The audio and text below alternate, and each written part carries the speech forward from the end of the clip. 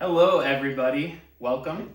This is Local Multiplayer. It's our new podcast for the Milan Community Arcade, where we interview local business owners, passionate citizens, and everybody else in between to talk about what they do, how they value community, and a little bit of some of their history with video games and other childhood memories, like this one right here. So I'm joined by Ryan Wilman, who needs no introduction, but we will say he's the owner of The Owl.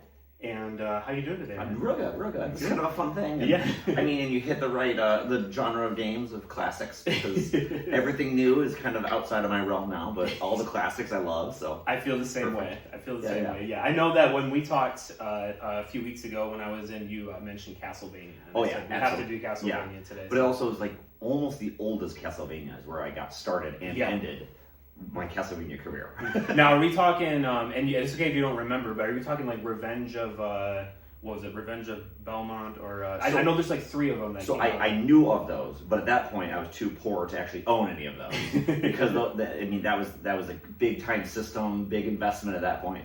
But then as it progressed, when PlayStation came out, that's when I finally got personally connected to video games. I mean, I did a little Nintendo and Super Nintendo because I was a Nintendo nerd.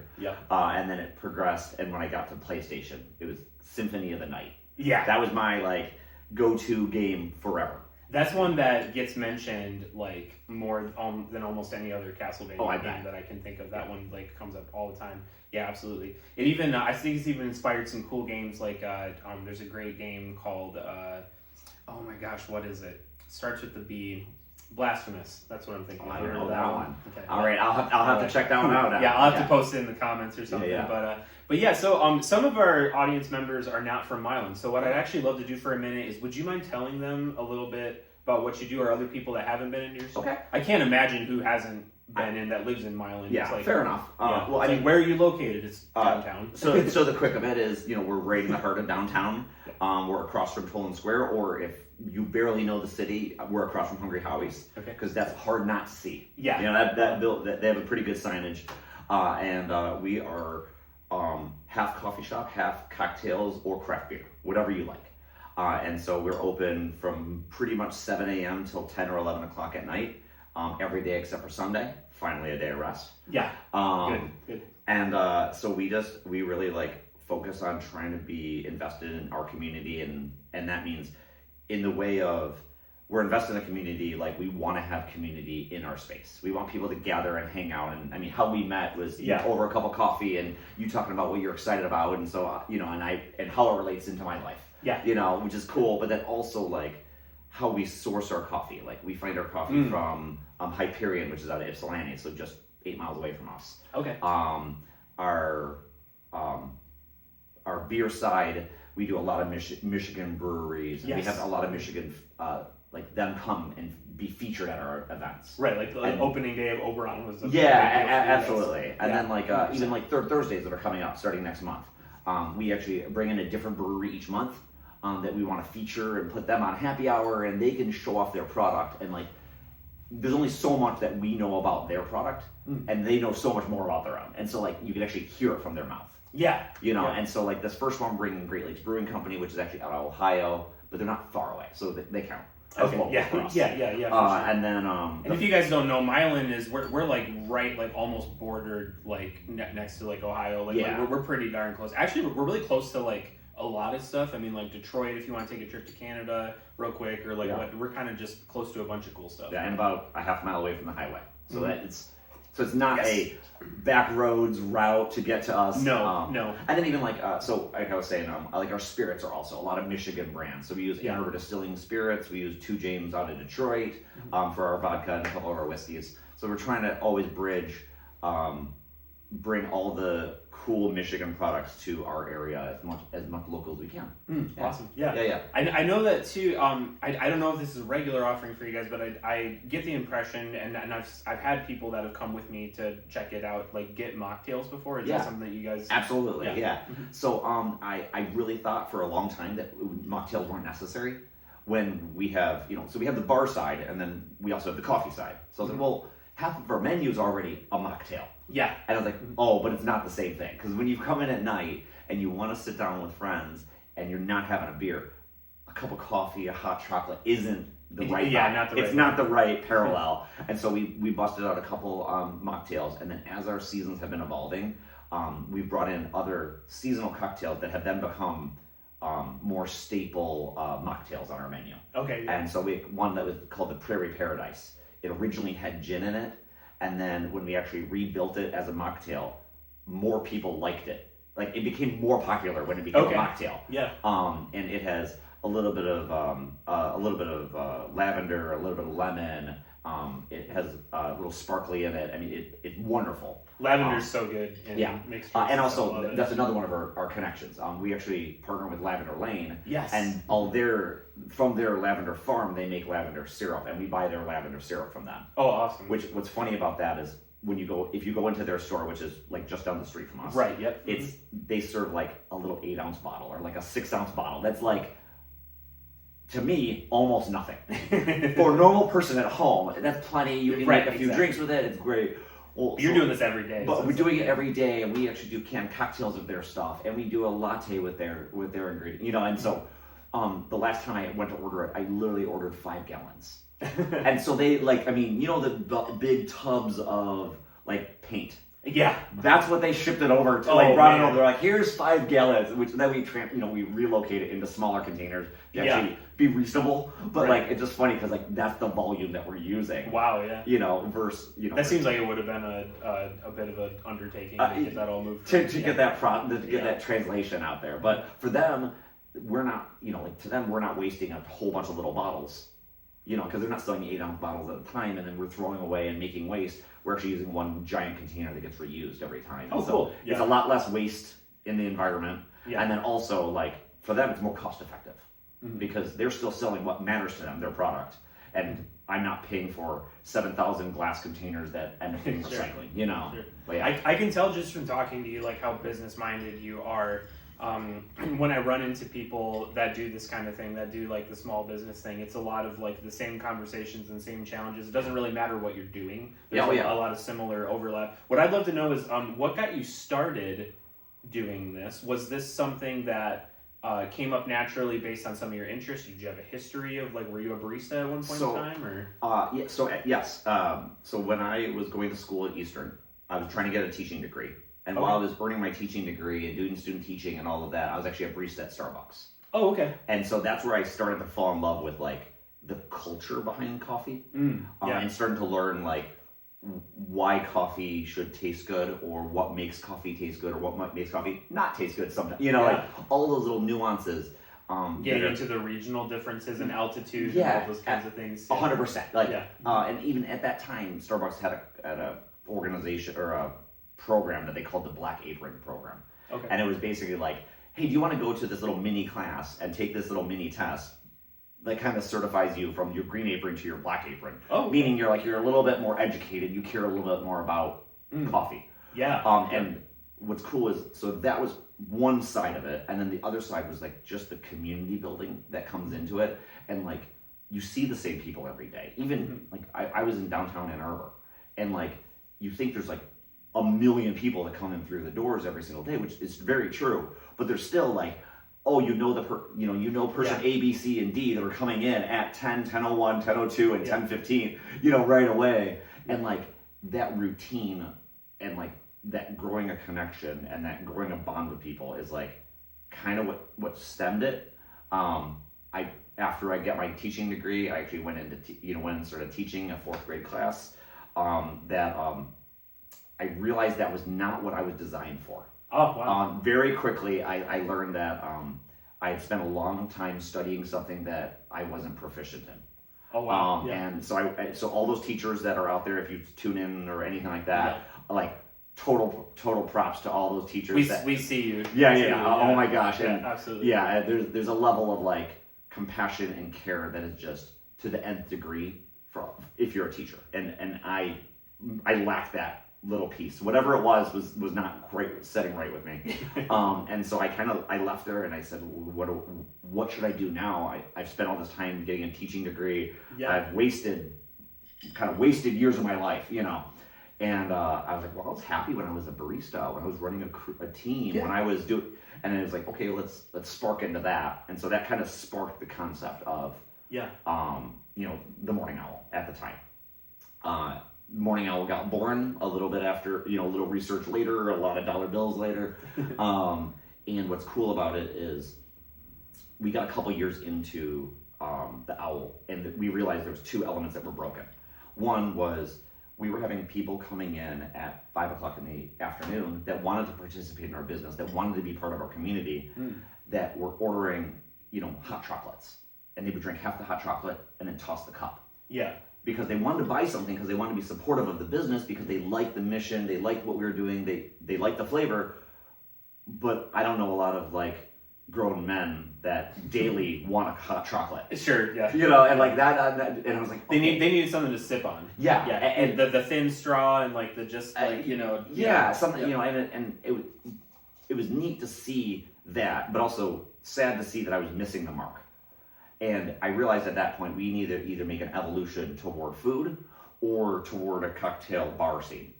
Yeah. And I'm so glad that you did. Yeah. It's such a great choice. Thank you. Yeah. One of my favorite stories to tell about Ryan is when we watched Game 7 of the World Series together, Dodgers and Blue Jays, and we were there. I spontaneously asked Ryan if I could put my login stuff on the TV, and we started watching baseball. And then just how community just so naturally flows when we're off our freaking phones. Yeah, because it takes forever to get people off their phones nowadays, I swear. But all these people kind of trickle in and go, "Hey, I like baseball," and then we're all just kind of sitting down. It's about to close, and then we sort of look over to you like, "What are we gonna?" And then you just let us stick around. Oh yeah, of course. I watched the whole thing. It was I won't even say one of. It was the craziest baseball game I've ever seen in my entire life. It was biting nails the entire time. I wasn't going to leave either. So either you can stay with me and watch it with me, or you can leave and I'm going to watch it anyway. Right, so and the thing that was even cooler about it is almost exactly half the room was Blue Jays and the other half was Dodgers. I know. So we had this great tension the whole time, and it was amazing. Yeah. Another thing that I love about the Owl is so I'm holding an oat milk latte, of which every day I come in, and Vanessa looks at me and goes, "The usual." And I'm like, That's actually how I knew that you wanted that today. That just, Yeah. Although I will say we've been workshopping a new one because I'm kind of thinking I might want to switch to tea. Oh, okay. I love this though. This is great. The hardest part I think about switching is the flavor. And caffeine. Yeah, that kind of thing. Yeah, for some reason, tea just kicks a little different to me. It's a little gentler. And I don't know. Gentler. I don't know if there's science behind it that adds up to that being a thing, but Yeah, for sure, Yeah, there's definitely a different vibe. Yeah, but it's great, Yeah. I actually it was really funny. I saw someone on Reddit. They posted that they took somebody on a date and they went into a restaurant and he said the usual, and the waitress looks back at him and goes, "I don't know what that is," to him and his date. Awesome. And then the top comment was like, "This is so much emotional damage. He will never recover from this." Oh yeah. Done. Yeah. Not like that at the Owl though. I feel you guys get to know everyone pretty quick. Yeah, absolutely. So. Until you switch it up. Yeah, and then it ruins everything. There's much weeping and gnashing of teeth, and then through the process. Yeah, right. You got serious there. Yeah, dude, for sure. Oh man. So, just tell me more about. So obviously the coffee side and the mixed drinks and beer and stuff like that side is good, but are there things that you love about the business side of it as well? So yes, from the beginning I've always I had this kind of mentality of how can I say yes? Mm-hmm. And I think that stemmed from being a part of, I'll say, a corporate coffee shop, mm-hmm. that they can't say yes to everything. And to be honest, they almost have to always say no, unless it goes down the chain of the pecking order and all this. And it's for me, how can I say yes? Mm-hmm. How can we make that fit? How can we find time for that? How can we stay open late because there's a baseball game on or something? And silly things like that. But also those silly things create the culture, and and it's not just me trying to push something on customers or the populace around me. It's well, if something doesn't work, we try it once or twice, and then we're well, let's move on to something else. Yeah. And it's kind of cool to see that, evolution. we know that like in the winter, if we have a musician come in and play, it can be a home run. But in the summer, people don't want to sit and listen to a musician as often inside. You know, like at that point, it's like it's outside. We let it outside, and then the city actually realized that in tandem with me, where they have live from Toland Square music, and so like every Friday night, starting in 2 weeks, starting in 2 weeks, they're gonna have a band come out and play in Toland Square, so anyone can come and listen. It's completely free of charge, and you can grab a drink with us or grab dinner from Hungry Howie's or whatever you want, and like. Once again, it's automatically fostering this community vibe. Like, and it's not for sure. It's not you over me, or if you win, I have to lose. It's like no, One of my favorite Milan community Mortal Kombat finishing moves is grabbing the 3 cheese bread at Hungry Howie's, walking over to your place, and then sipping on some drinks on the. For me, it's the jalapeno bread. Yeah, but I'm just saying, I had a little extra spice in my life. Yeah, anyway. for sure. Yeah. If my wife was more into spice, I think we'd be okay. Fair, and stuff. Yep. And so that kind of stemmed all the different events. Yeah. And so like we do trivia and Opinion Nation, and like those started because a regular said, "Hey, we should do trivia. You guys should do trivia at some point. I would love to go to trivia. I go to trivia every week." At this other place on Thursdays. It'd be cool if you did it on a different day, And then, we sat and had one of my friends, Angela, and we sat and had a margarita one day after doing a run, and she said we should make this happen more often. And that's when the run or walk your way to happy hour event started on Thursday. Oh, cool. Where you meet at 6 o'clock, go for a run or a walk, come back, and you keep happy hour prices for a couple extra hours. And it's like that wouldn't have happened without the input from the people around and the yes people, which is you now. Which one of the things that you brought up that I love is that you got started in teaching. Because that's actually was also my path. Oh really? Too. Oh, that's cool. Yeah. I was in para work for like a really long time. And and also like a camp counselor and like lots of other things, and like transitioned into this as well. So I definitely had like a similar path, I think, to you. But then the other thing that I love is how you talked about having yes people in your life. This absolutely was born out of yes people. It was like when I approached Matt here at the bridge and asked him if we could do this, it was met with like matched enthusiasm and interest to do that kind of. You just don't get that when you have like a corporate kind of thing. Everything is such a like extension of like nervousness and not wanting to try new things because we're not sure if it's going to work. Because if it doesn't work, then you failed. As opposed to at least you tried. Well, I've always felt like you really only learn things from failure. Oh yeah. And it's like Jake on the popular cartoon Adventure Time. He has this great quote where he says, "The first step to being great at something is kind of sucking at it." It's awesome. Yeah. And I love that. Like I like live by that. Like that's awesome. It's great. Yeah. Having yes people in your life, I think that's absolutely essential to small business. For sure. You have to just kind of like, there's probably a better way to say it, but just fling mud at a wall until you figure out what sticks. Oh, absolutely. And, it's a lot of trial and error. And also like, some things are good for a season as well. Like we did art fairs for a season, and it was like every winter we were doing an art fair, and then the city became big enough and alive enough that we didn't have to provide that because there was already shops, but when we first opened, there wasn't shops. Or there wasn't that many shops, I should say. The downtown's dramatically different than what it was a decade ago or whatever. But like now, doing an art fair wouldn't work the same. Because like a lot of people that want to just come in on a Saturday and hang out, then wouldn't have that space. And so it's like that worked great for a season, and then now it's evolved away. And like we did I don't even know if you were connected to Milan at the time.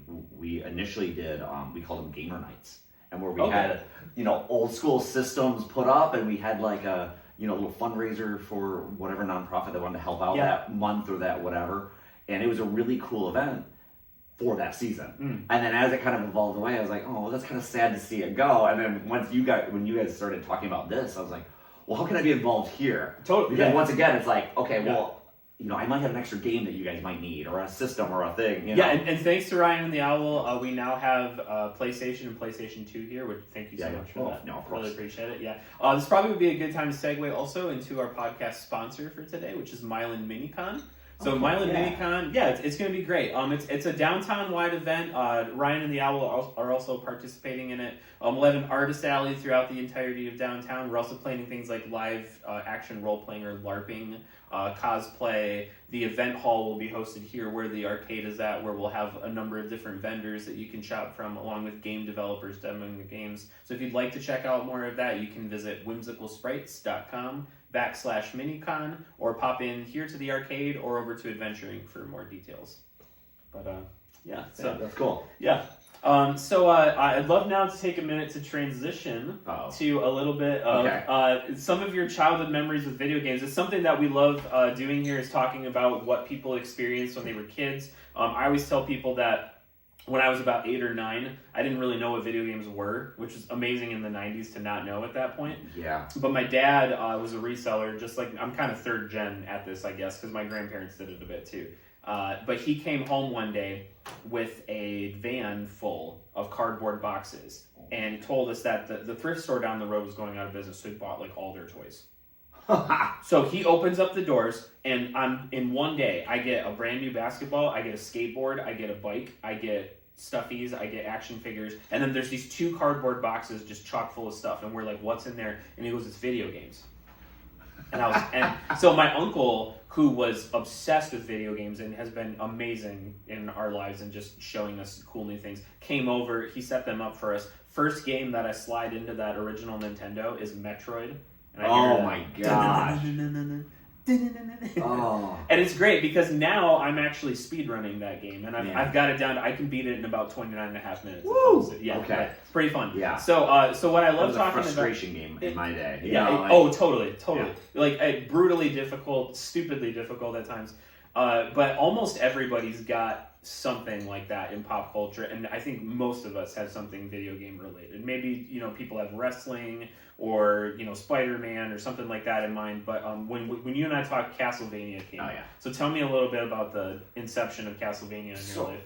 So I don't even I couldn't tell you how it started, but it just like I always vampires is always cool, and For sure. like I love all that like Dungeons and Dragons style, that culture too.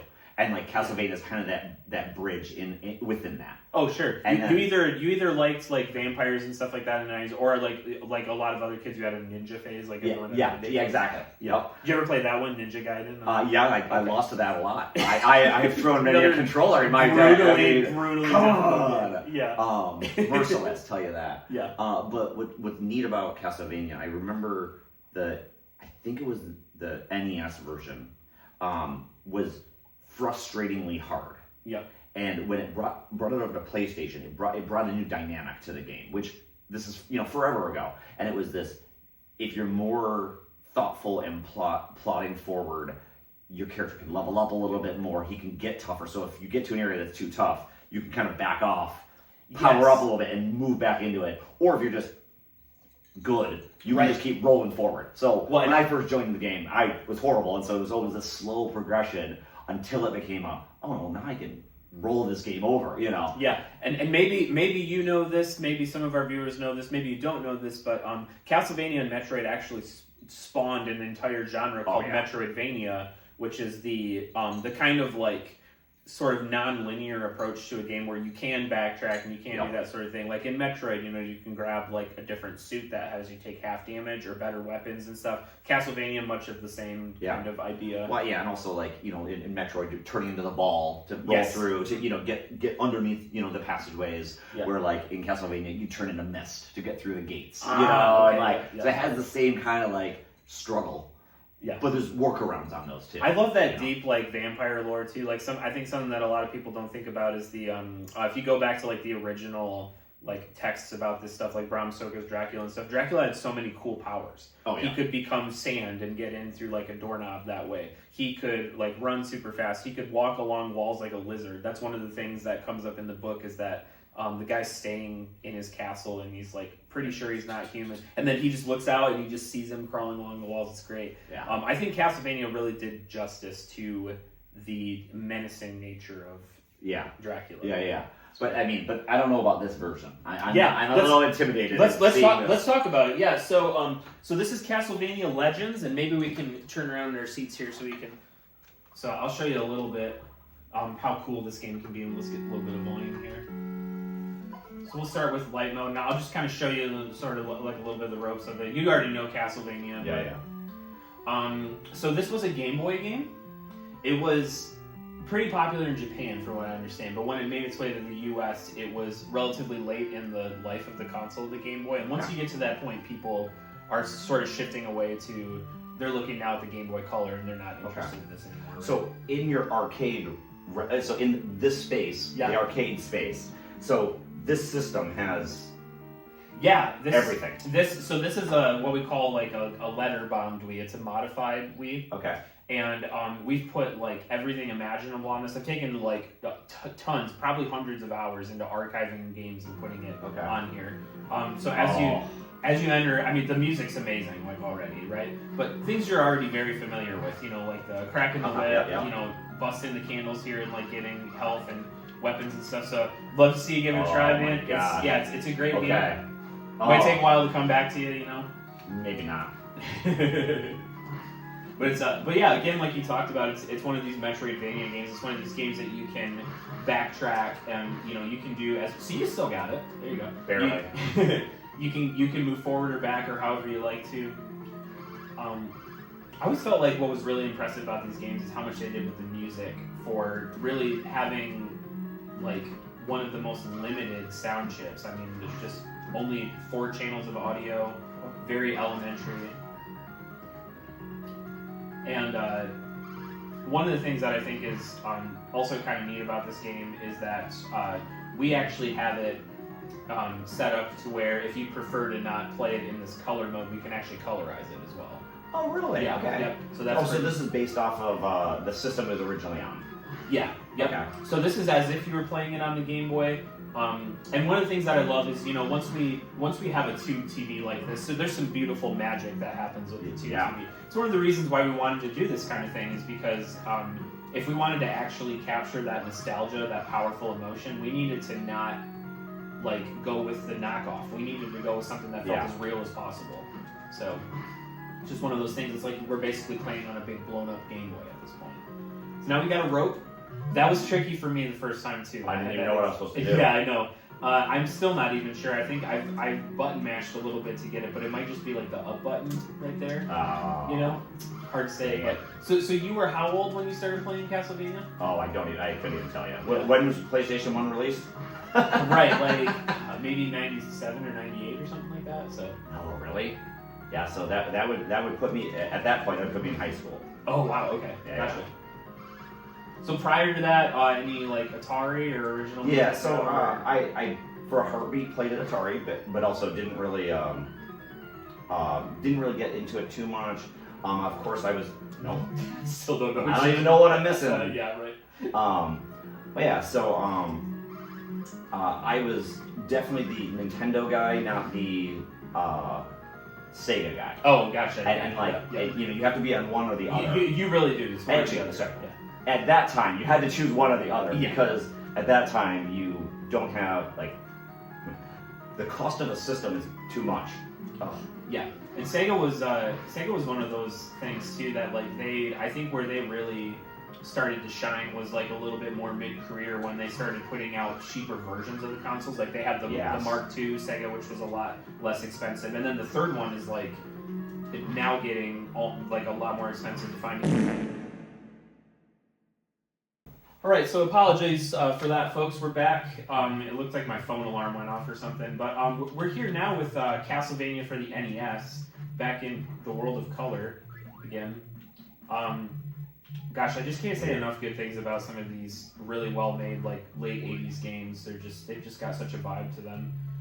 But Ryan was asking a little bit about this controller. If you wouldn't mind showing. Oh yeah. Quick. So this is kind of a neat little customization that we made for the arcade. So my brother plays competitive Super Smash Brothers, and when we were building this thing, we had to use GameCube controllers to play with it because it's a Wii, and that's the type of controller that it accepts that's wired. And I said, this isn't really the best fit for these old games because look at this dinky little D-pad that you got. And you could use the stick, but it just doesn't feel right. And then so it's not in the right position either. Right, and so he talks about this friend that he has that built him these custom Super Smash Bros. Controllers, and he said, let me talk to him and see what he could come up with. And so what the guy proposed is, he said, let's shove a GameCube controller inside a Super Nintendo controller. Oh, that's cool. And then we'll get you this braided cable, so like the cable holds up and looks at, and I even came to him and I said, could you get me a cable that says the floor of a bowling alley, like a curtain, So yeah, okay. So all of this stuff is like I mean, I like to think that what we're really trying to do here is we're trying to raise the bar on the experience that people get, that they're getting something like super bougie and nice. And also, like all the like a lot of the old controllers, like they fray and whatever, and this probably handles getting beat up a little bit better. I do think so. Yeah, those original dog bone, NES controllers, they could be finicky at times. The other thing that I think about a lot too is maybe if you're like me and you're a little sensitive to like the sticky sensation of a controller, like if somebody like spills pop on it or something. A lot of these old controllers, actually, the plastic is deteriorating. Oh yeah. So it's not that it's sticky; it's that the material is actually like basically melting. So this sort of like got us away from that too, because it's brand new components essentially. I know that all of us too that have played Castlevania have had nightmares about the freaking Medusa heads, like the ones that if I see like a pattern like this, I just immediately like these bats. Everything's trying to push you off of a ledge. Yes, everything's trying to kill you. Yes, which also that sounds right. Right. Lines up with being in Dracula's castle, I suppose, too, Yep. You got the right mentality going into it here, I think. You got the, like knowing when to duck, when to make all those awkward movements that the NES wants you to make. Or just, suffer it, whatever. Suffer through it. Sometimes you just gotta take the damage and move on. Yep. I've had moments, even in my Metroid speedrun, there's parts where I intentionally take damage because it pushes me into the next area faster. Oh, okay. That's funny. Yeah, so sometimes that can happen too. I don't even know where I'm going. Yeah, that's all right. Well, I figured we'd probably wrap things up about here, just getting through a little bit of Castlevania, showing people a little bit of some of your interests and stuff, some of the things that you did when you were a kid. Let me think here. Before we close up, anything else that you want to say about the Owl? Any events that you guys got coming up? No, I mean, just the constant flow, or, depending on what your needs are, the Opinionation on Tuesday nights, our trivia on Wednesdays, or run or walk your way to happy hour Thursdays. Fridays is about to become live from Toland Square music, so it's not necessarily in our place, but it's around our place. So I'll still say it counts. And then Saturday we have a couple different musicians coming in to kind of, I'll say, end our not summer season. Sure. So that's kind of a fun, but always, we're always open to new ideas, new people that want to come and hang out. If people have restrictions or needs, like we try to provide whatever we can as we can. Sure. And also we have outdoor seating that's just beautiful right now, and so like come enjoy it. Come check it out. Yeah, absolutely. It's so good. Yeah. Okay. Cool. Well, Ryan, thank you so much for being with us. Yeah. Oh, I gotta watch it. There you go. All right, we gotta get through this level, so we'll see you guys next time. That sounds good.